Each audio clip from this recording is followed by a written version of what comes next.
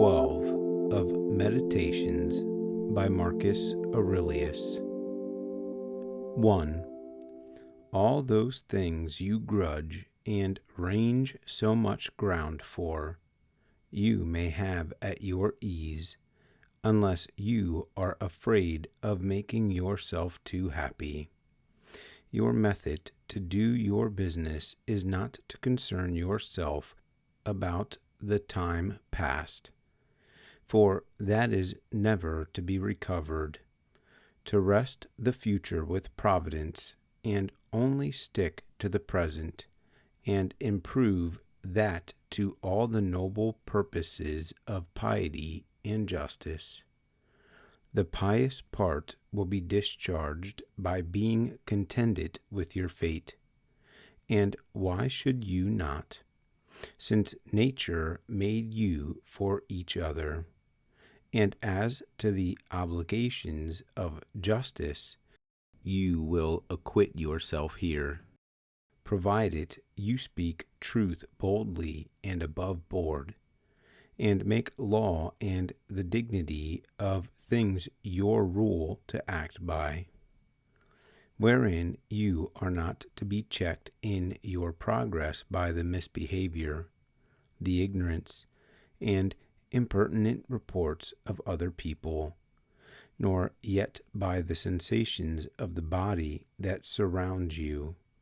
For the part that suffers must look to that, to go on, if, since your life is almost up, you lay aside all other matters, and only cultivate your mind, and pay a regard to the governing and diviner part of yourself, if you are not at all afraid of losing your life, but only of never beginning to live in accordance with nature, then you will act suitably to your extraction, and deserve to be the offspring of the universe. Then you will be no longer a stranger in your own country, nor be surprised at common accidents.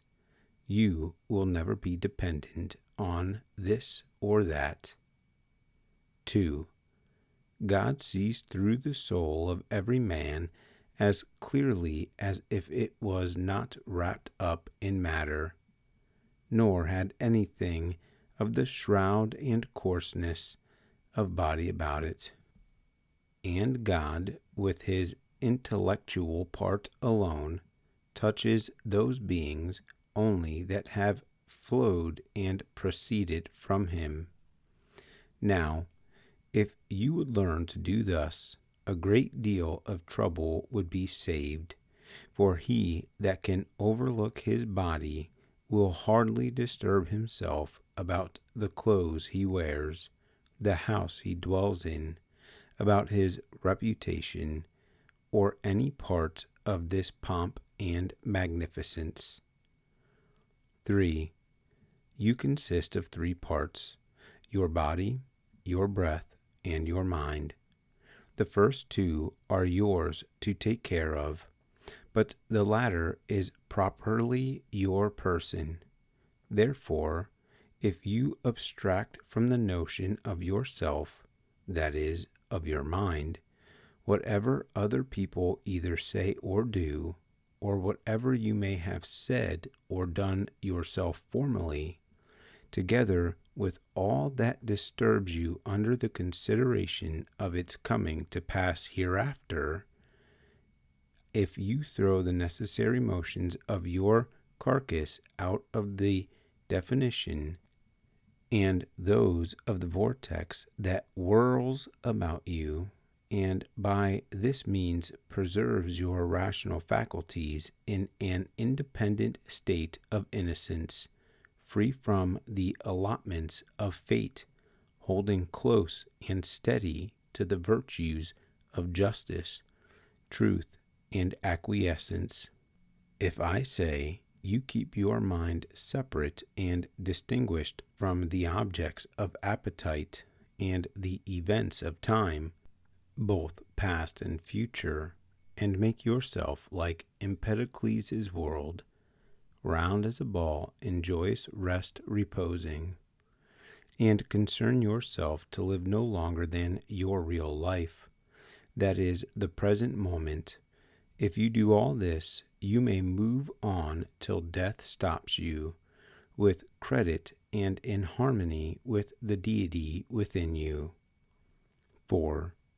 I have often wondered how it comes to pass that everybody should love themselves best, and yet value their neighbor's opinion about themselves more than their own.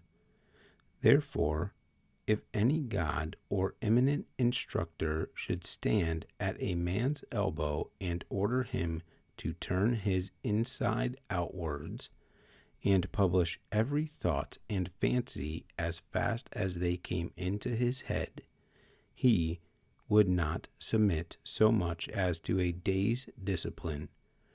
Thus we stand more in awe of our neighbor's judgment than our own. 5. How comes it that since the gods have contrived all things so well, and so much to the benefit of mankind, they should overlook this particular, and suffer men of great virtue and merit, who, by their piety and devotion, were, as it were, in communion with the powers above, and kept always a correspondence with heaven, that they should suffer such men, I say, to be fully extinguished by death, and not give them their being again. Now, if the case stands thus, you may be assured, had it been proper, the gods would have ordered it otherwise. For had it been right, it would have been possible, and nature would certainly have brought it forth if it had been natural. Therefore, from its not being matter of fact, if indeed it is not, you may undoubtedly conclude it ought not to be so. For do not you perceive that in reasoning this point you dispute the administration of Providence? Now, if the justice and goodness of the gods were not extraordinary, this liberty would not be allowed. Neither would you presume so far if you thought otherwise. But if they have these imperfections, they will never neglect their affairs, nor blemish their world with anything that is unreasonable or unjust. 6. Accustom yourself to master things which you seem to despair of. For if you observe the left hand, though for want of practice, it is insignificant in other business, yet it holds the bridle better than the right because it has been used to it. 7. Consider what death will make of you, both as to body and mind. Recollect the shortness of life, the immeasurable extent of time, both past and future, and how slenderly all things are put together. 8. Let it be your method to contemplate spirits apart from the shell they are shut up in. Mind the aim of people's actions. Examine the value of fame, the force of pain and pleasure, and see what death amounts to, and what reputation. Consider upon what account a man grows troublesome to himself, that nobody can be hindered by another, and that everything is opinion. 9. We must manage the precepts of philosophy like those that wrestle and box in the circus, and not like a gladiator. For your fencer, if he drops his sword, is hewn down immediately, but the other that makes weapons of his limbs has nothing to do but to keep his hands stirring. 10. be not satisfied with a superficial view of things, but penetrate into their matter and form, and the end they were made for. 11. What a mighty privilege is a man born to, since it is in his power not to do anything but what God Almighty approves, and to be satisfied with all the distributions of providence. 12. When things follow from the course of nature, we ought not to blame the gods, for they do no wrong either willingly or against their will, nor yet men, for their misbehavior is all involuntary. Therefore we must complain of nobody. 13. How unacquainted is that man with the world, and how ridiculous does he appear, that makes a wonder of anything he meets with in his life. 14.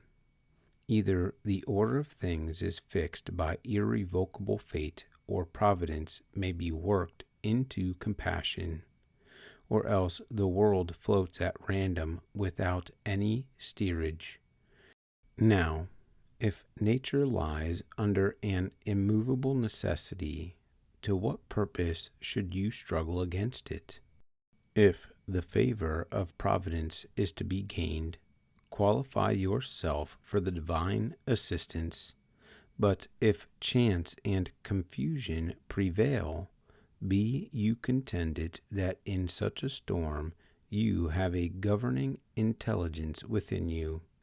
And if the waves run too high, let them carry away your body, your breath, and all things else.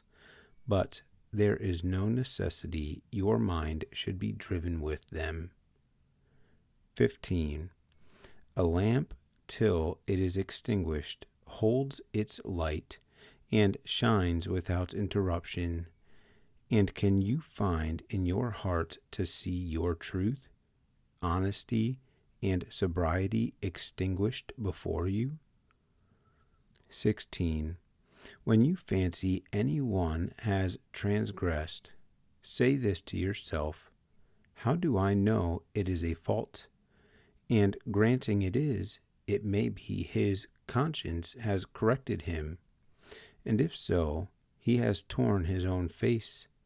Besides, you are to remember that to wish an evil man should not do amiss is just as wise as it would be to desire that a fig tree should not bear juice in the figs, that children should not squall, nor horses neigh, nor a great many other things act according to the necessity of their condition.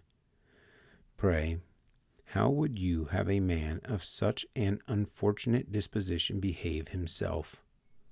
If you are angry, try to cure him.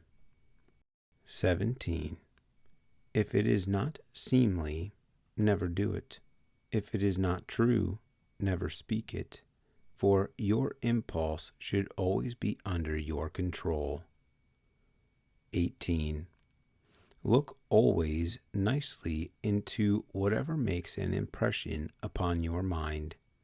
Distinguish it into cause and matter, and consider its purpose and design, and the period of time beyond which it is unlikely to continue.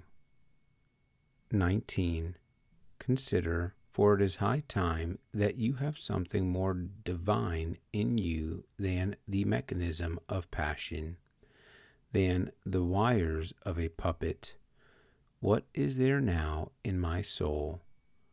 Is it fear, or suspicion, or desire, or anything of this coarse nature? 20. Take care never to do anything without thought and design, nor for any other end but what may be serviceable to the interest of society. 21. Consider that in a little time you will neither have place nor being. that your contemporaries will have the same fate, and the present scene of nature be shut up.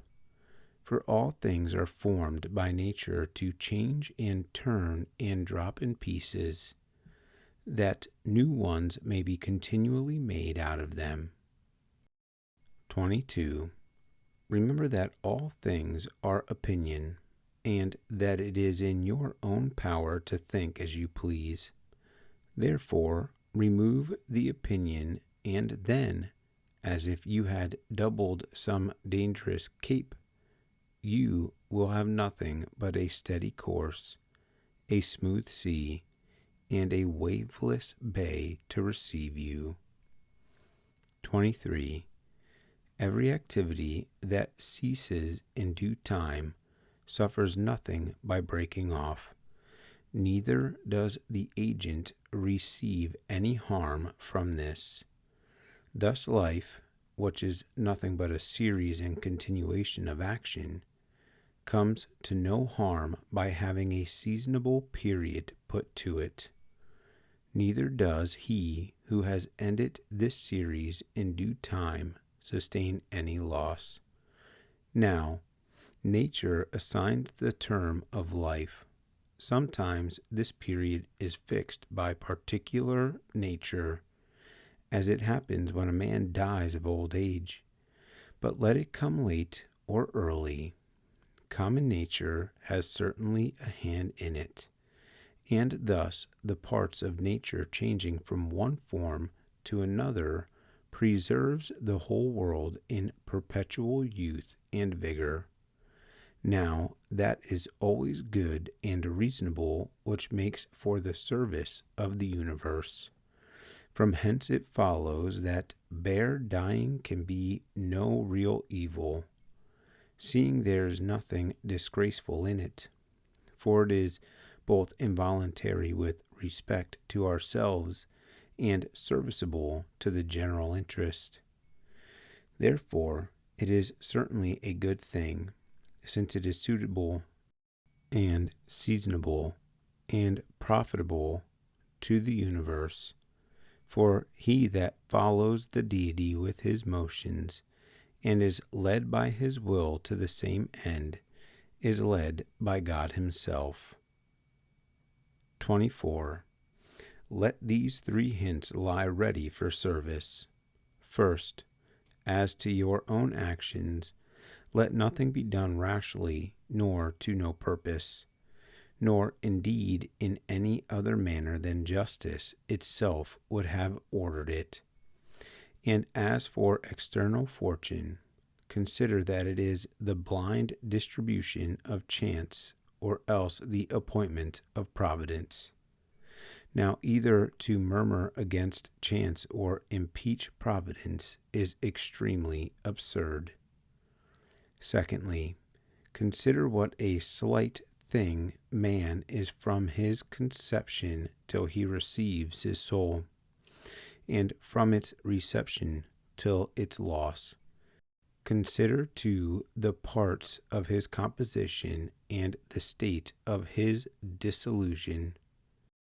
Thirdly, consider that if you could shoot yourself at pleasure into the sky and thence take a view of human affairs, you would perceive a strange medley of condition, and discover at the same time the air and ether too, plentifully stocked with inhabitants, and that if you mount it never so often, you would have the old prospect. Alas, things are generally of the same complexion and of the same short continuance too, and yet how strangely we are conceited to them. 25. Discharge opinion, and you are safe, and pray who can hinder you from doing it? 26. When you are uneasy upon any account, you have forgotten that all things fall out according to the nature of the universe, and that another man's fault is no concern of yours. that what you reckon grievances is nothing but the old way of the world, and will come over again, and is now to be met with in 1,000 places. You have forgotten that all mankind are of kin, for though they may be unallied in flesh and blood, their understandings are all of the same family. You do not remember that every man's soul is a portion of the deity, and derived from thence, that we have nothing properly our own, but that our children, our bodies, and our breath are all borrowed from heaven, that opinion governs all, and that it is not possible for anybody to live or lose any more than the present moment. All this you seem to have forgotten. 27. Reflect frequently upon those that have formerly been mightily disturbed with accidents of any kind, that have carried their animosities and feuds to the most flaming excess, that have made the most glorious figure, or met with the greatest misfortune, and then ask yourself, where are they all now? They are all vanished like a little smoke.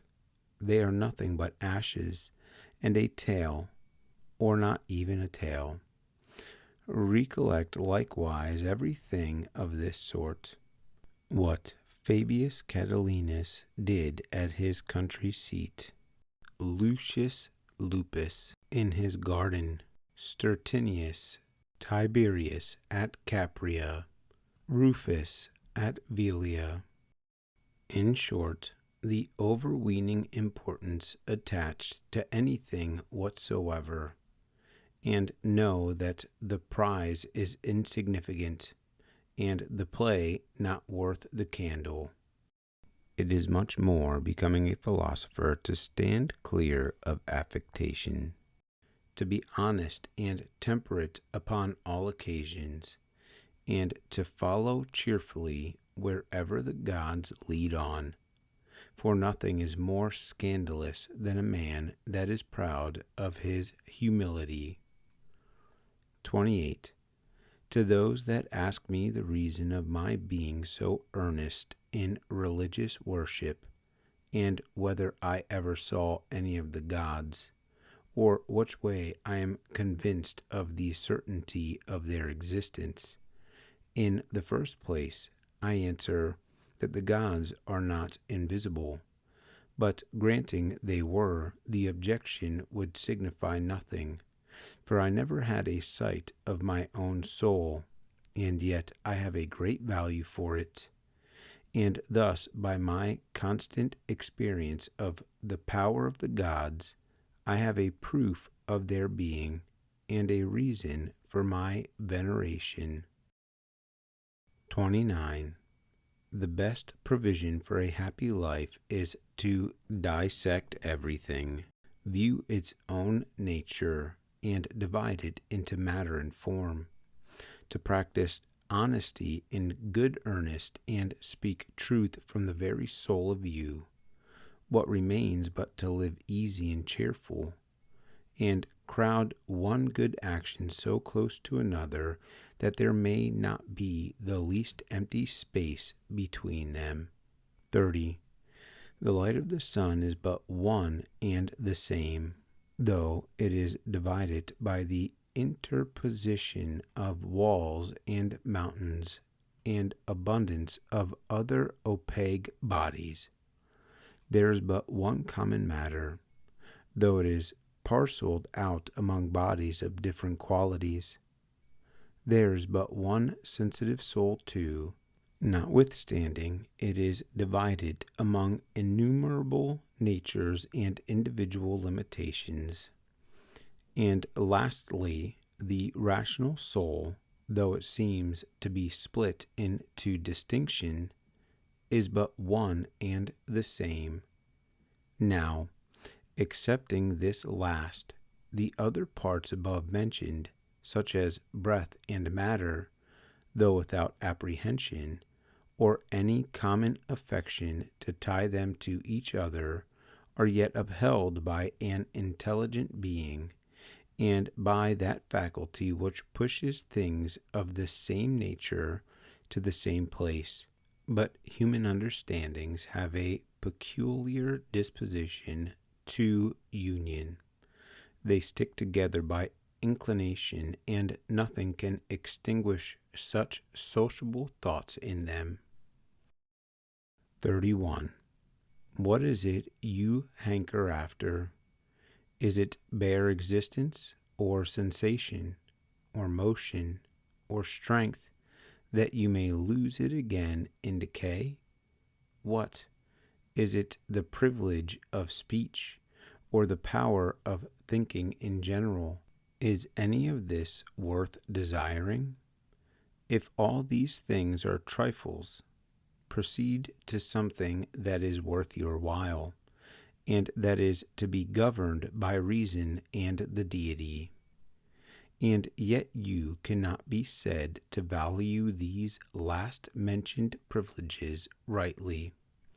If you are disturbed because death must take them from you. 32.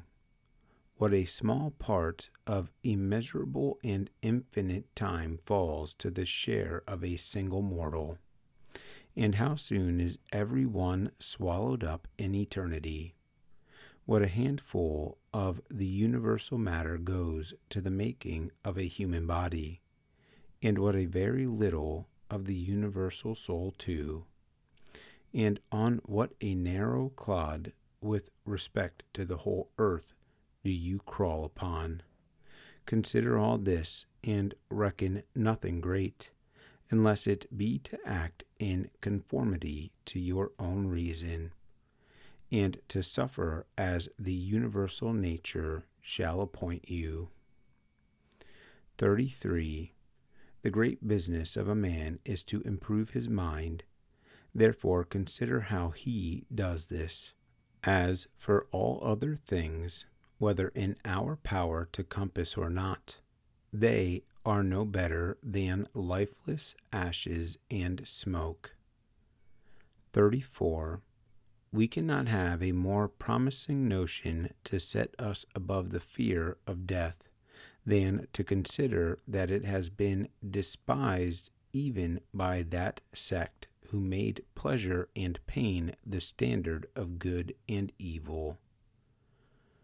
35.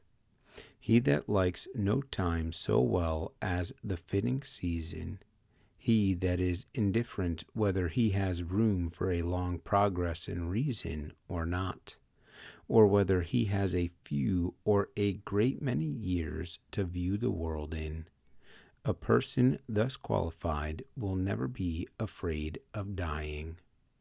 36. Hark ye, friend, you have been a burgher of this great city. What matter though you have lived in it for 5 years or 3?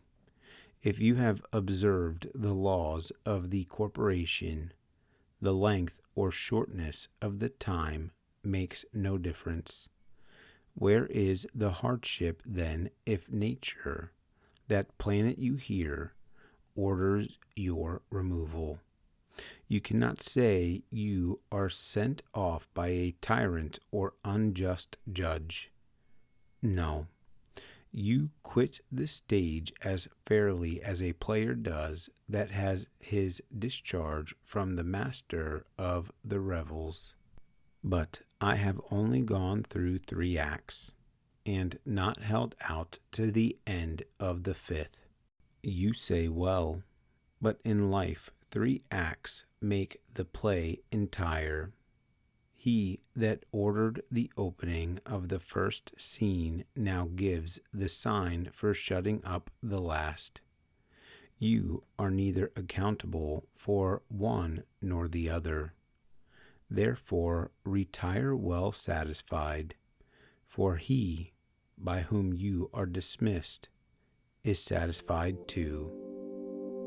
The end of the 12 books of the Emperor Marcus Aurelius Antoninus. Thank you for joining us for the reading of the final book in Meditations by Marcus Aurelius. All 12 books can be found on our channel as individual videos. Please like, share, and subscribe for more.